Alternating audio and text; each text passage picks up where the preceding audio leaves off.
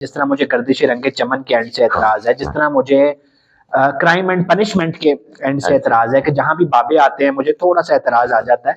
सो इसमें क्या प्रॉब्लम है? आपने भी पढ़ा होगा नॉवल और आप देखिए, मैंने पढ़ा, मैंने जो कंसीव उसे किया ना, मैंने उसे ये कंसीव किया कि वो इंसानियत को खैर और शर का सबक दे रही है।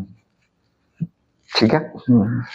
अब जो सीमी है उनको, अब उनके नाम पे आप गौर कीजिए, ऐसे ही सीमी चांदी की तरह है, उसका किरदार भी जैसे उसको मोल्ड किया वो मोल्ड हो गई, जिसने जैसे किया। कैसे किया। आफ्ताब, सूरज, सूरज ऐसे ही है, कहीं भी गुरूब नहीं होता दुनिया के किसी कोने में, ऐसे ही।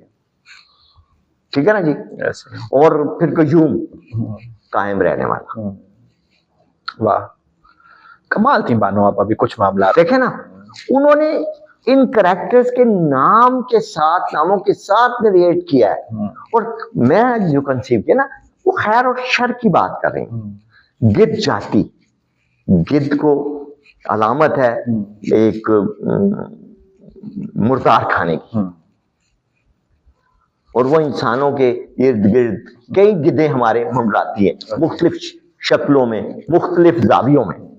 उन्होंने उस चीज को मेरे ख्याल में कंसीव करके राइट डाउन किया। और आखिर में मैंने बानो आजी से भी मैंने इख्तिलाफ किया था कि माजी ताडे कोलों एंड नहीं संभालिया गया ते तुसी फिर मज़ार च वड़ गए थे, कब्र दे थल्ले बेसमेंट ही चले गए। बहुत सारे राइटर्स, मैंने ये माजी को कहा था।